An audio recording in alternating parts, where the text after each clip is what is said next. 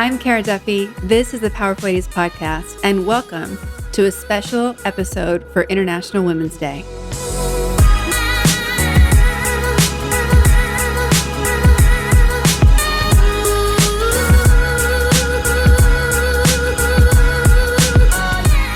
Well, happy International Women's Day, and thank you guys for being here this morning.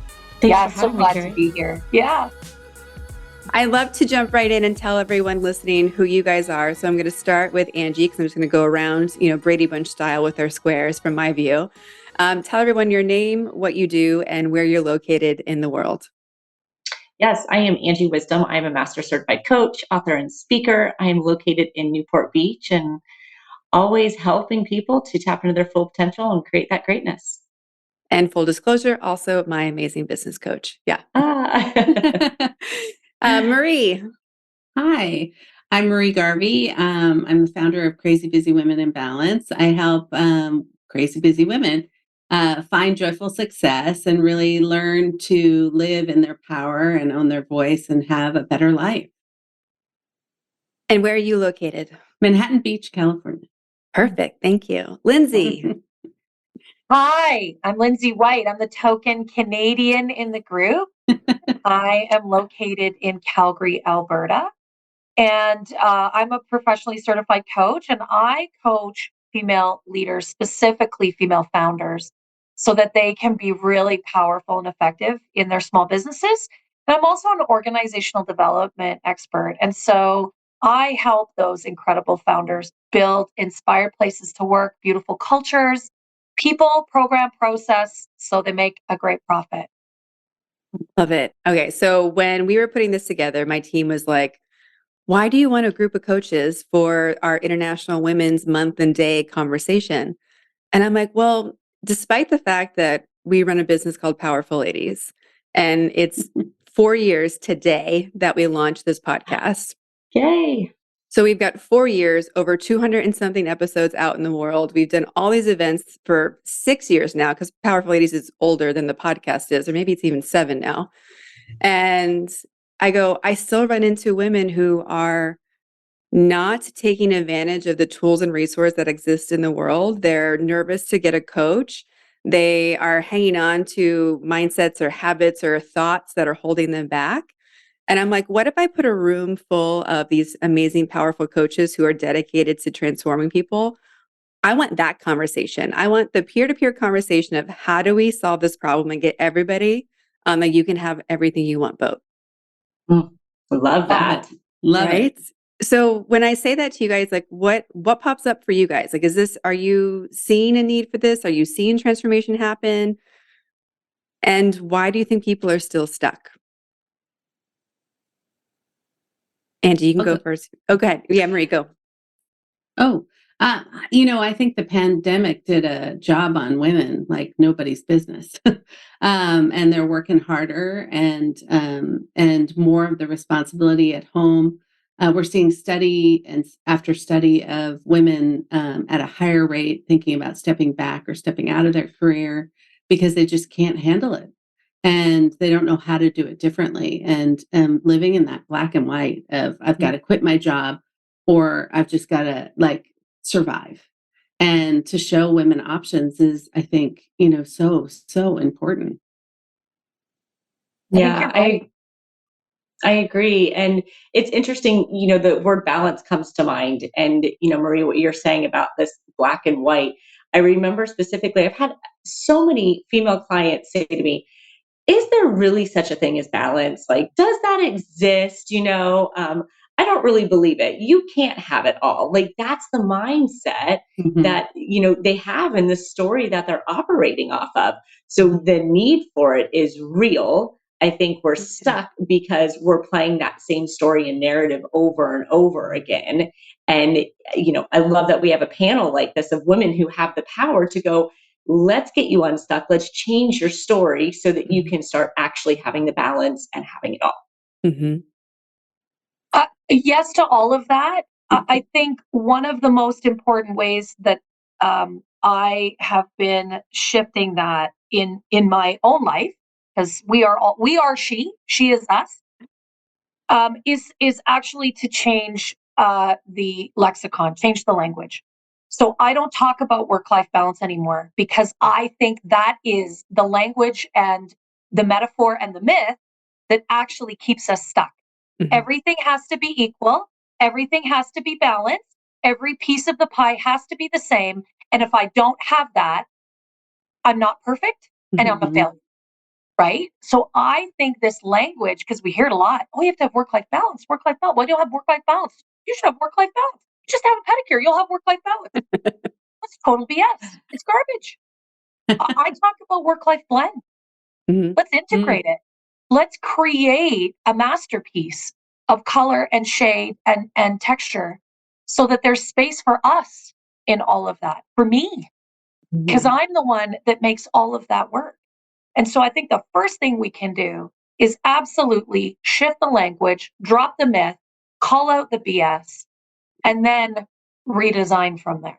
Mhm. I love that so much because that's exactly my mantra is it's total BS and it's the wrong focus. Yeah. It's like if you're aiming towards that, it's like perfectionism. It's never happening. Yep. You got to balance yourself and you got to put yourself at the center of your life and making decisions based on yourself and not pleasing everybody else. And then watch everything change. Mhm. Yeah, 100%. It's funny because the word balance, I always say define balance. Like Mhm. in theory, people think, oh, balance, like this perfect, match of each. But I ask people like, what does balance look like to you? Do you Mhm. want 70% work and 30% personal? Then that's your balance. So it's about like defining. You can't have Mhm. this ideal balance for somebody else that you're searching for, but define your own balance and then we can create from there. Yeah. Mhm. One of the things that I'm constantly coaching people on is just the automate, delegate, delete. And that delete piece, Mm. I think, is where so much power comes from. And I feel like I've joked with Angie that I think half of my job is just giving people permission. Like I'm not giving anyone like the secret formula. I'm just saying, yes, you can. Sure. Why not? Let's figure it out. Yeah. And even bringing my own life, I'm going to ask you to share the name of what we're doing now, Angie, because I'm going to get it wrong. And it's not the Rubik's Cube because now that's stuck in my head. But we were talking about how I'm so hard on myself in areas. And it's, I think, stickier when you are in a coaching position because you try to start coaching yourself and you're like, this isn't going to work. I can't do it myself. So I bring it to Angie. And we were really looking at how even in all the access I've given myself and the things I've moved out of the way, we're always still back to how are we judging ourselves and how are we choosing that? And I think all of you have mentioned what is your own balance? How are you defining it? And Angie was helping me with what's it called? Grading rubric. Thank you. The grading rubric. So like really look at what I was taking action on and not, and was I even measuring myself against things that I wanted? Like we're so good at doing the shoulds and what other people are, and oh, like that business looks like it should work. Let's copy that one. And then we suddenly realize that we're grading ourselves on somebody else's rubric and versus our own. I love Um, it. how do you guys help people in general and women in particular reset that? Because like I think everyone gets like, yeah, like I should choose balance my way. Like how do we get into that? Like how can people start that who are listening right now to like take steps in that direction? I think you have to first look at, if we're speaking in form of that grading rubric, is look at how you are currently measuring it. What is your definition right now? Because that's usually where the opportunity lies. And for you in our conversation, right, you were easily able to say, like, okay, well, here's where I'm giving myself points for. And then when you look at that, you're like, oh, wait, I don't care about points about making cupcakes for school. I don't care Yeah. about points for volunteering, for this. We're allowed to say no, but we have to first look at how are we grading ourselves right now so that we have the awareness to know where we want to change. Mhm. And I think to add to that real quick, to go deeper in the example with myself that we were talking about, when we listed out all the things that I was like giving myself guilt for and giving myself F grades for, when we actually looked at it, I was like, oh, I am taking actions there. Damn it. It might be like a C plus or a B, but it's not an F that I was giving myself. So yeah, Right. side note for Very that. important. Mhm. It's so true though, Carol. Like I do a lot of work with my clients on that inner critic, the saboteur, the itty bitty shitty committee, whatever you want to call it. I had a client that called it Statler and Waldorf, the two little old guys from the Muppet Show. Great metaphor, right? I think it is hard if you cannot get a grip, first and foremost, on what that voice is saying to you. And be real, and that is scary work. We will do a lot of things as human beings to get away from that negative self-talk to the point where we will drug ourselves or drink ourselves to insensibility, right? So getting up close and personal with that conversation and understanding what it is saying, and then using some really cool tools. I mean, we all as coaches have stuff we love to use in this space, and building that mental muscle so that you can quiet that conversation, that when you hear it, you view it as a signal that something's up as opposed to a beat down. Right? And when we can get a grip on that conversation, then we can talk about what do I actually care about? What are my real values here? What are the things that are the most important? How do I do more of that and less of should? Yeah. How do I operate from a place of intentionality and less from a place of guilt? I'm so glad you talked about values, because that's really such a core, like what we work with the women in our group is, looking at their life and saying, what do you value? How do you define yourself? Like at the core, what do you know truly about yourself? Like, no doubt about it. And how does that match up with how you're living and the, scores and all of that stuff? And that when we really define ourselves and own our identity, because so often women are owning identity that somebody else gave them. And it usually happened really young. We call it the good girl in our group. It happened really young. And then through their career, they were told to be less than this or do that or this or that. And then they never actually questioned whether that served them. And at the point, like, we don't work with 30-year-olds. We work with more like 35 to 55. It's like, you're a grown woman. Like, what's serving you now, and who are you now versus all of that. Now you can take a clear-eyed look at it and say, is this serving you? What are your values? Who are you? And they kind of reintegrate an identity at this stage in their life. Yeah, I love that. What is something that each of you realized that you were doing that wasn't a part of your path? Like, what's the moment that you realized, oh, I'm doing this and actually that's not supposed to be mine. Like, that's for somebody else. Oh, I got a good one. Okay, go ahead.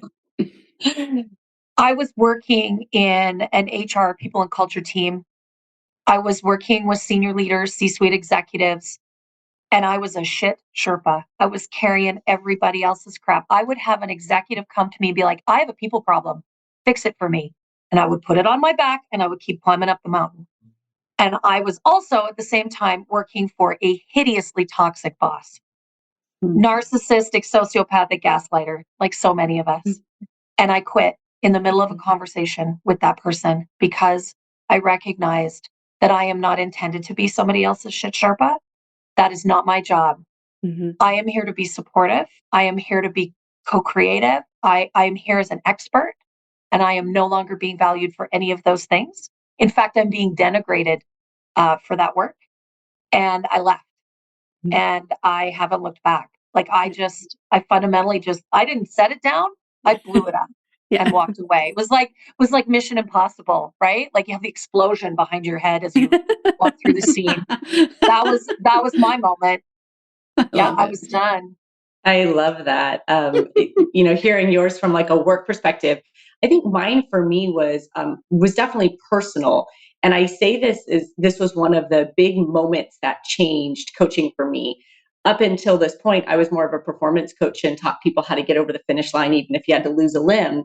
And one day my husband said to me, as I was carrying in all these groceries and trying to make it through the door, he's like, "What are you doing today?" He was going surfing, and I'm like, "Oh, doing my thing." And he was like, "What thing?" And I'm like, "Well, do the laundry and like all these things." I had this idea that like once I became the wife, once I became the mother, that my values were, keeping things tidy, doing the laundry, keeping the fridge stocked. Like, I just took on this imaginary identity, and all the values that I once loved before marriage and kids had just kind of gotten pushed out because this is what I thought I was supposed to be, right? Mrs. Brady and maybe Alice actually, but it was like I took on that identity and was like, oh my gosh, what am I doing? Going back to those values, like, what do I love to do? I've got to get more of that back in my life. I am on the wrong path. Yeah. Wow. For me, I think I was living on this mantra of I can, so I should. I was so high skilled in fixing things because I do crisis communications for a living and executive coach for communications. And I mean, I'd go to an event that had nothing. I'd paid $500 for or something to see the speaker, and I'd be watching that they don't have enough seats. And I'd be like, does somebody not see that? I think I need to get this person a seat. I can't believe they don't have a seat. I'm like, I wasn't listening to the speaker that I paid for. That was my experience. I don't even know these people, and I'm worried and going to fix that they don't have enough seats. I mean, I was queen fixer, and I was taking everything on. Nobody was even asking me, and I was taking it on. And then when people saw that I could do it, it was like, oh, well, then here you go. So really stepping back and like staying on my side of the street, like what am I responsible for? My side of the street's going to look fantastic. And it's going to be landscaped. I'm going to have beautiful like benches for people. And then on the other side of the street, I can coach and I can encourage and I can even like prompt, but I can't go over there and clean it up and plant it for them. And when I realized that, like my entire life changed. It took a lot to change and reprogram myself because it was so embedded in me. The other thing that I think is so critical in people stepping into what's possible for them is being willing to be really uncomfortable. And my experience is that when I tell people what we're going to have to do to cross the street or for them to cross their street and clean it up, they're like, ooh, I don't know if I want it that bad. So how do you guys, what is your advice on encouraging people to step into that uncomfortable space? And why is that valuable from your perspective? I think there's two pieces to that. One is mindset. How do you view being uncomfortable? I mean, it's just a mindset. You can look at being uncomfortable as terrifying and, causing fear and anxiety, or you can look at uncomfortable as like, well, this is exciting. I'm getting ready to grow. I'm getting ready to change. So you have to choose the mindset that you want to associate with that term. Instead of it being negative, create it into a positive. But I also love that you brought this up. You've done 75 hard before, Kara. Yep. And I'm a big fan of always having people do hard things. Not because, we need to do hard things, but it keeps us in that mindset of, I can do hard things. I'm capable of pushing myself and getting over obstacles that seem really, really difficult. Yeah. Uh, Love that. I recently learned, I've been doing a lot of work with some Indigenous strategy and an organization here in Calgary that has an incredible relationship with our Indigenous relatives here in the area. And one of the stories, and I'm not going to do it justice, is around moving from the old camp to the new camp.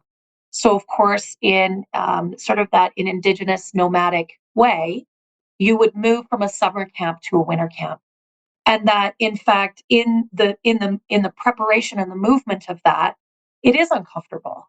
You have to pack it, break everything down, pack it all up. Everybody has to get moving, and that in that space, it's hard. It can be hard work. It can be uncomfortable. Maybe you don't really know where you're going. And it's when you get to the new camp that you find new things. You find, particularly in the Aboriginal space, you would find new food, you would find new shelter, you would find new exploration, new growth, new opportunities there in the new camp. And so, that kind of metaphor that there's discomfort perhaps in the middle. The traveling takes its forms. But the destination can be really interesting and unique and add incredible value. And so that's something that I've really been thinking about in terms of how to articulate why that discomfort has great gifts and opportunities in it. I think, God, I love everything that's been said. I think also it's like the pain gain, it's what's the payoff for continuing. There's got to be a payoff. We don't continue to live in a certain state unless there's a payoff. And it's usually safety, right? Like then I won't be hurt, then I won't fail, whatever. And to really, we talk a lot about dreaming, in our group, because so few women have dreams anymore because they're so stuck in survival mode and they're just getting through the day and they've got so much on their back. It's a to-do list of life, right? And I'm going to get that to-do list done. It's never done because more things come on. And so it's like, well, what's the payoff? You could stay exactly where you are and be trapped in a pretty good life, or it's like that pain gain that was taught to me when I was going through my own journey. And I think it's peeling back those layers, but at some level, it's up to them. You can show them and you can do the pain gain. You can, talk about reframing. At some point, they got to take the leap on their own. And I think that's what coaches get everybody to do is get to that place where they can take the leap. But ultimately it's a choice. It's living in choice. Yeah. And it's always that moment where, you got to give them some tough love and just be like, what we're at the precipice here and I can't push you over, Yeah. We're making coaching sound really hard and uncomfortable. No. And I definitely don't think that's what it is at all. Like my experience is the complete opposite. Yeah. And what I think is really interesting is that most people, I'm going to guess this is universal for all of us, people come to us to be clients or to join our groups when they are in pain and suffering mode. They're like, I've had it. I'm done. I can't do it. Like, we wait until we get the throttle all the way up before we ever ask for help. And what I think is so interesting is that my relationship with having a coach and coaching people is that, like, yes, there might be uncomfortable conversations. Yes, there might be uncomfortable tasks to take at first. And the results are a lot more fun.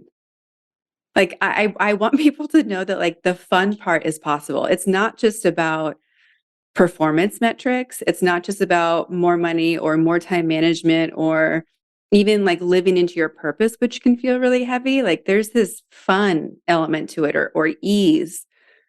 Like how does that occur to you guys in the work you do? And is there a specific example of a client or even yourself that's like really kind of stepped into that space where it's not even result driven anymore? It's just like the aha kind of space. Yeah, it's one of the things I love about coaching so much is that, there's elements of hard work. Mm-hmm. The self-reflection can feel heavy, but what's available on the other side is absolutely remarkable. This is sort of a recent example. Started working with a female leader in an organization. She's feeling all of the things we just talked about. That, the work is heavy, the home, the second shift is heavy, feeling all of the shoulds. There's some cultural aspects for her that are leaning on her pretty heavy. And in about 3 or 4 sessions, able to really support her in putting down some things. And Marie, to your point, dreaming again. Mm-hmm. Like what's possible instead of what I should be doing. How is this serving me? How is it not serving me? And what do I want more of? So what do I got to set down? What do I got to walk away from? And some of it's just as simple as expectation, right? That it's not going to be perfect. That, you can't do it all at once because you only have 2 arms and there's only 24 hours in a day. But like the relief for her that she's sleeping through the night again. Like that's a pretty important indication that you're carrying some stuff. If you're waking up at 3 a.m. to worry and to ruminate, she's enjoying her work, and enjoying the time she spends with her kids because she sees the blend of the two things working together as opposed to being at odds. That is transformational for her, and it's so gratifying to be a part of that. Yeah, Gosh. you'd love to. Go ahead, Marie. I mean, I'm just so inspired. I could be here all day and just talk to you. Right? I think for us, it's really the journey that we take women on is fun because it's really reclaiming themselves and really learning that. I mean, I just had a client the other day. It's about giving them permission to actually be who they are in the world and like drop the mic and be a little messy and say it wrong and ask for forgiveness, but also slay it. Like one of my clients came back to me just last week and was like, I talk about living with like a blanket over your head or turning down your light. And it's so exhausting. And I want your light fully on because that's how you were made. And let's go see what happens when you do that. And she was like, oh my God, like people like me more and I'm less exhausted because I'm not self-editing. My inner critic, like you talked about, is silent. But more importantly, I'm living in the moment. Like I'm just being me. I'm not second guessing myself. And it is a hell of a lot of fun. And I forgot that girl and she's out to play again and she's fun. And I used to be fun and I'm fun again. And it's just this moment, yes, the self-reflection, like you said, we got to peel back the layers and we do have to do things differently. And that can be painful if you choose, or it can be liberating. And I think ultimately when you see them, like their shoulders go down and the light in their eyes comes back and they're just at ease and comfort in their skin is just such a gift. And it's such a powerful thing to see. And then they go, and one of my clients at the week one was like, my dream is just to not feel so exhausted all the time. That's all she could come up with. And then she's like, you know what? I think I want to write a book. And I'm like, you go, girl. Like, it was just, and she has a big job. And she's like, I can totally do that because she's not wasting all this energy on trying to be something she thinks everybody wants her to be. Yeah. Those are both really great. I love the inspirational stories about clients. It's part of why we do what we do. And, I still go back to the mindset part. We can say that the work is hard, but it's how we perceive it. Oftentimes I love clients to, create, I don't want to focus all on the end result, but if that's where the joy is and what we're doing, and that kind of overshadows the work we need to do, then we've got to look at that. It's not always, whether you're trying to get healthy and you don't want to go to the exercise class, you're trying to grow your business, but you don't want to do the marketing and the business development. So don't focus on the actual action, focus on, the end result. I, am choosing to be healthy. I am choosing to create a thriving business. I'm not choosing to get on the Peloton or choosing to like make cold calls. You're choosing that result. So I think that puts more fun into it. And the other side of it, I like to tell clients all the time, if this work is hard, is it easier to stay where you're at? Yeah, right. And that's a quick reframe. They're like, no, I think I'll take the work route, please. I love that. Well, and now I feel like I almost have moved into this semi-masochistic space where like when something is going to be hard or I get challenged in a really powerful way, I'm like, ooh, we're going to grow. Yes. This is terrifying, but we're going to grow. Like I'm almost encouraging it. And I think it's interesting to see how it, excuse me, it switches to be something that you are excited to see show up. And then to even pivot further to like just start laughing at. Like I think I've shared with some of you that like when I was taking jujitsu classes, which I have never taken a martial arts class before, I was such a novice, looked so ridiculous, couldn't even do half the things that were like in the warm up. And so I'm just laughing at myself like I'm a maniac because it's so humbling and such a great perspective to be doing something that you're not good at, because you can't do anything else but go back to being like 6 or 7 or 8. And I think we forget, especially in women, there is such a lack of play. Like it doesn't exist. And I'd rather people have more play almost than like profit at this point, because to your point, Maria, like where's that light and where's the reframe that, the mindset shift, Angie? It's like why are we here? If we're not having fun, why are we here? Exactly. Right? The post-it. Oh, If it's I not love it. fun, I'm not doing it. It's like stays on my monitor all day long. Yeah, like, when did we stop having fun every day? Like where was that commandment? Mhm.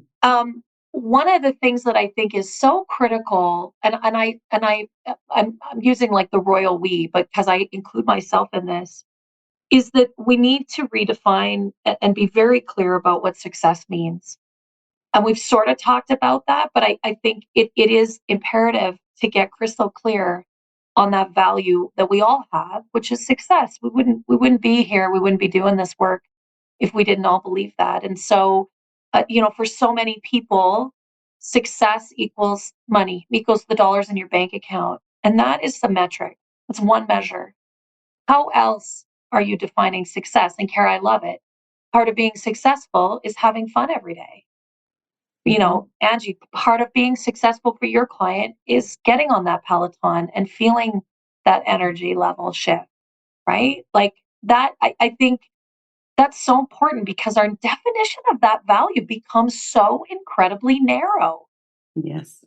And I, yeah, no, go ahead. I'm just inspired. I honestly, I always say that my company, that I'm on a mission to change the way women experience success and Yeah, to find joyful success, because we don't ever put joy and success together as women.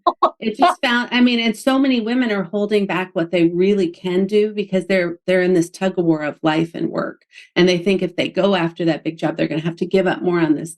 And it's just like, drop the rope and let's redefine what success means. You get to pick. You get to step back if you want. You get to go forward. You get to take a left or a right. You get to you got to be in choice. And joyful success is like it's liberating. And what does that look like for me? It looks very different than and that's what's so fun when each woman comes in, they're so unique and what they choose is so different, and they get to find the joy in being powerful. Love Which it. is another thing women have a real hard time with. Yeah.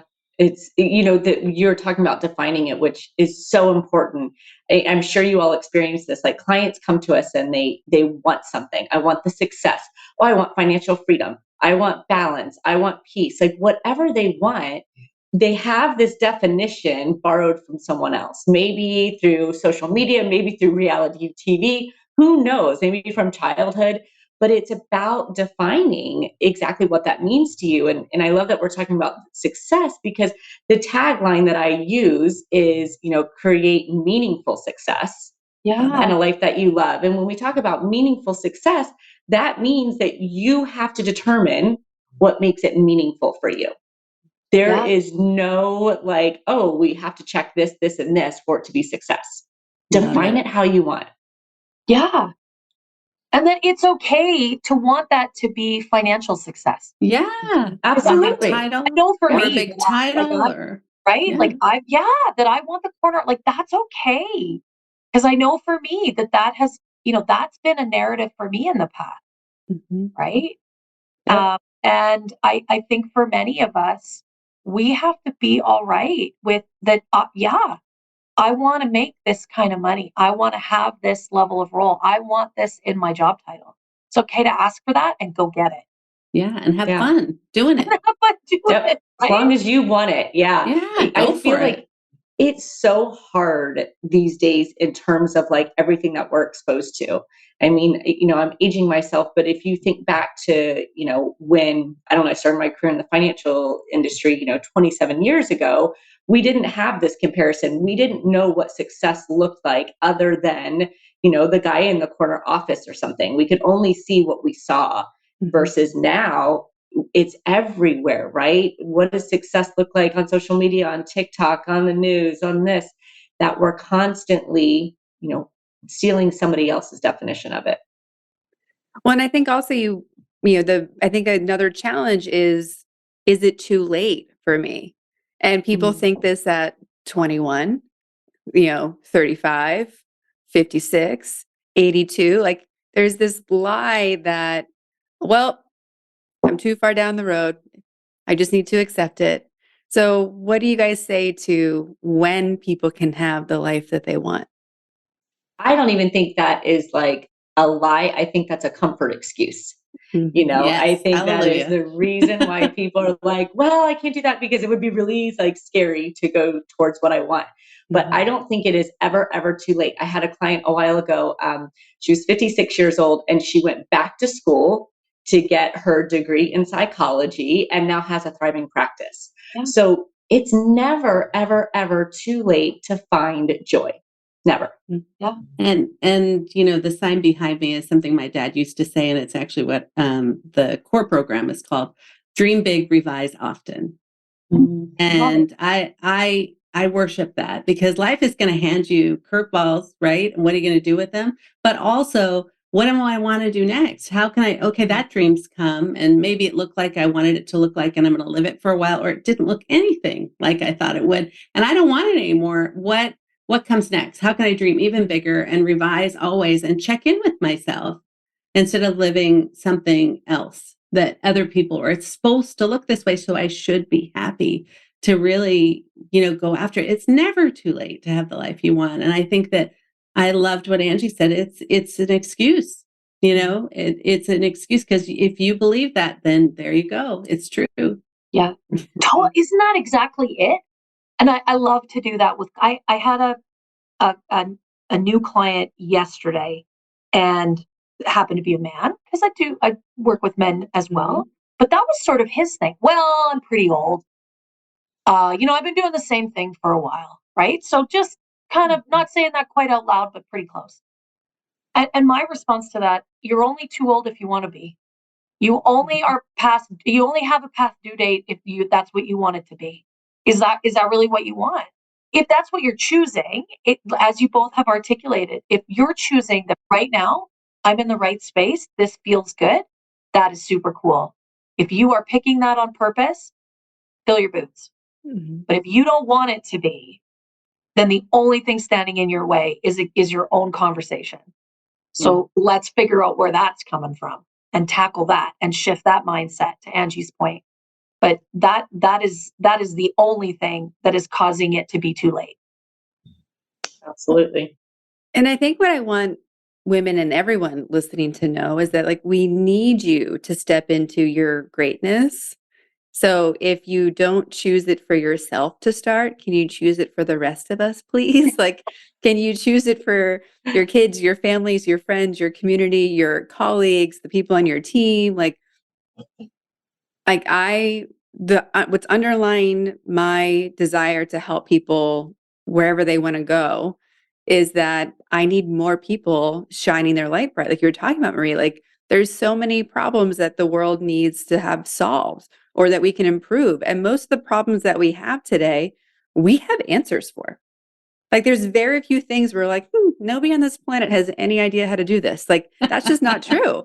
Like most things have some sort of solution or path, or if not the 20th step, the first 10 steps that no one's still doing. And I look around and I just see all of these people who are so concerned about things that do not matter, that they do not want. And I'm like, if we KonMari'd all of that out of our spaces, like what could we actually create? Like there's so much opportunity and possibility.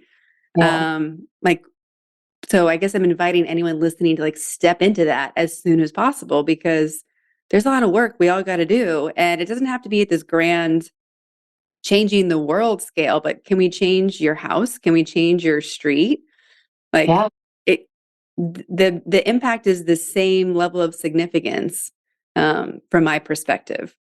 So when you think about why you've gone into coaching, like what is one of those like the 7 layers deep? What's one of those deeper things you're like, I'm doing it because of this, and that's behind the scenes for the actions that you're taking? I want nicer people around me.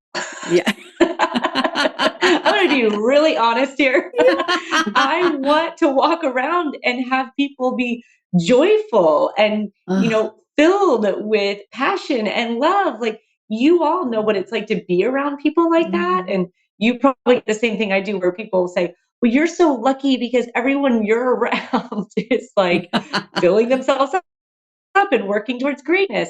And it's true. And it's like, gosh, imagine if we were to walk around out there and everywhere you go, people were living to that caliber and enjoying their life that much. I mean, that is my selfish reason behind coaching, because it's possible. Everyone can walk around tapping into their full potential and living their most joyful life.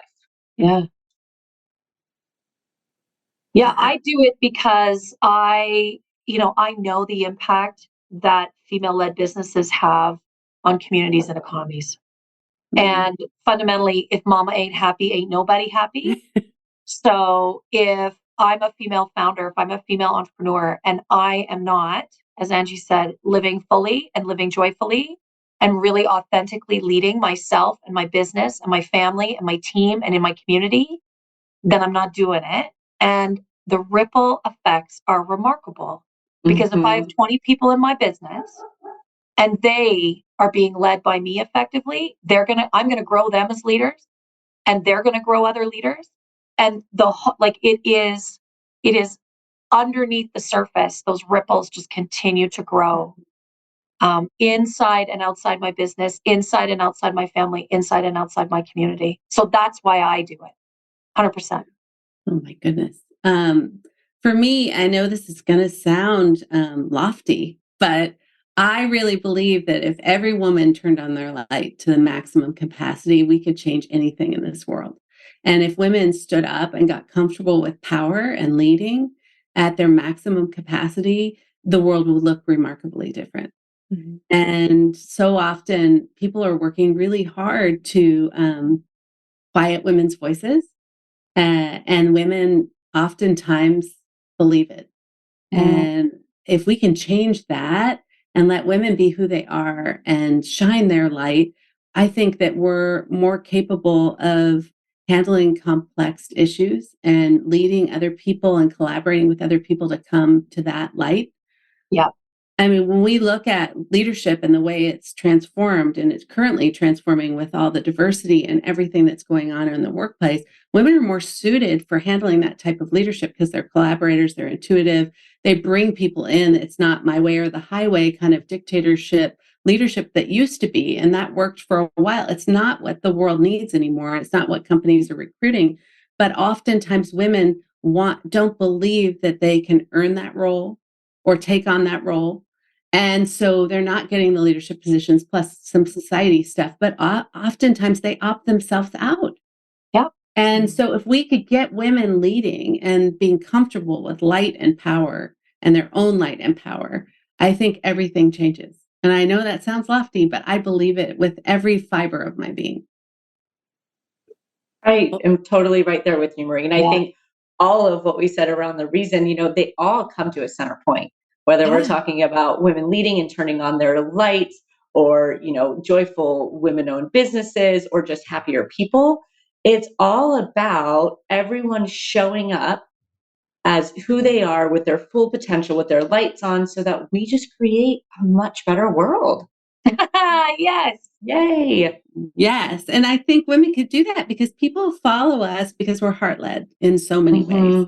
And it's authentic, and there's trust there. And I think that I think it's happening. I really do. I think we're in this sea change. And it's going to be remarkable. And any little step or pebble I can put in that ripple effect is something that gets me up in the morning. The one thing that kind of jumped out to me is we're all giving all this amazing insight, and we're empowering people and inspiring them. But I think the problem that happens with women is that it just seems so big. Yes. Right? Oh my gosh, how am I supposed to find this joy? How am I supposed to light my light? And all of this. Is there a way that we can incorporate, look, don't look 12 steps down the road. Let's just start with this one thing. Can we each give one thing that people can do right now to step towards that joy, to step towards their light, so that they've got a real action item and aren't just going, wow, that really sounds great. But I love that. I love that. Yes, absolutely. Do you want to start, Angie, with your one thing? I would say, look at your values. Do a values assessment. I'm happy to give one for you to post, Kara, but understand what fills your cup. Because when you know what fills your cup, you start saying yes to the things that are important to you, and you start saying no to the things that aren't. And that one bit of alignment right there starts to create joy in your life every single day. Amazing. Thank you. Marie. The one thing that I would love for women to do is change the way they start their day. So don't look at your phone. If you use it for an alarm, turn off that alarm, set it down, and take 3 deep breaths. Name 3 things you're grateful for, and set one intention for the day. And if you forget to do it when you wake up, do it, somewhere. But honestly, getting quiet and setting your day in that way has a remarkable shift. And when you do it for 7 days straight, you will see the shift. And the intention could just be, I'm going to be focused today, or I'm going to be happy today, or whatever it is. But it's 3 things you're grateful for, and taking 3 deep breaths and one intention for the day. Love that. I am 100% doing that. These are both awesome. And so now I'm like, oh, how do I? I think one of the most powerful things, and I'll offer this because it was impactful for me, is, and I'll send you the link, is spend 5 minutes and go do the positive intelligence saboteur assessment. It's free online. Find out who you're up against. Find out who that nasty little voice in your head is and what they're saying to you, and the lies that you're telling yourself. That is very insightful. It only takes a few moments. And if nothing else, it'll validate that it's not just you, that there's a lot of other people in this world that are having that same internal conversation. Yeah. Yeah, that's a great one. Mm-hmm. I would tell everyone to spend, maybe 5 minutes a day, plant the seed in the back of your head, think about it for the next week. What did 8-year-old you want? Because I think that's a really magical age of being right on the cusp of believing anything is possible, but also having some tentacles into how the world works. And I think we forget, like, are we making that person proud, and what do they want? And whenever I go back to that, when I'm making that 8-year-old Kara proud, I know I'm doing the right thing, but it also reminds me of, like, what did fun look like? And so that would be my advice for everyone to go and look at. Love it. Awesome. Now we all have new advice that we can use from each other too. So fun. It might have been a selfish thing I wanted to do here. I just took in 3 great pieces from you all. I love it. That's a great idea, Angie. Thanks for offering that. Yeah. Part of what brings me peace by doing the Powerful Ladies podcast is the relief that there are amazing women like you who are working just as hard, if not harder than I am, to hold up that space. And I really am left feeling like, okay, like the more powerful ladies we're adding to this community, the more women I know that we're like holding hands side by side, and we don't need to carry the weight of these big, potentially lofty, goals or selfish reasons that we're doing it. So, just thank you guys so much for sharing your wisdom and your light with me and everyone who's listening to this episode, and everyone that you're working with on a regular basis. Each of you are so unique, and I'm sure there's someone today who has been like, I think that's my person. So before we wrap up today, let's tell everyone where they can find, follow, or contact you if you are the person that they've been looking for. Angie, let's start with you. Where can people find and follow you? Sure. The name is pretty easy. So if you Google Angie Wisdom, it pops up. Instagram is Angie Wisdom Life Coach. My website's Angie Wisdom. Same on YouTube and LinkedIn as well. Perfect. Marie. CrazyBusyWomen.com. All the you can things. find us everywhere. CrazyBusyWomen.com, Crazy Busy Women on Instagram and Facebook and LinkedIn, Marie Garvey as well. Lindsay. Okay, I'm totally stalking all of you immediately after the conclusion of this recording. It's highvoltageleadership.ca. You can find me on Instagram, High Volt Leadership. And I spend a lot of time on LinkedIn too. So Lindsay White on LinkedIn, come and find me.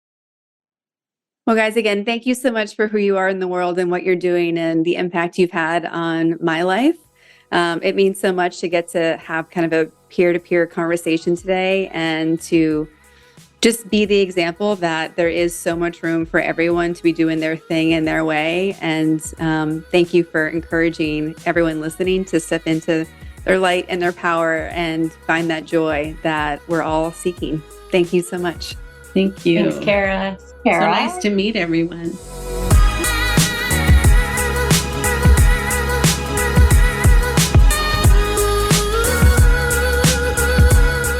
All the links to connect with Angie, Marie, and Lindsay are in our show notes at thepowerfulladies.com.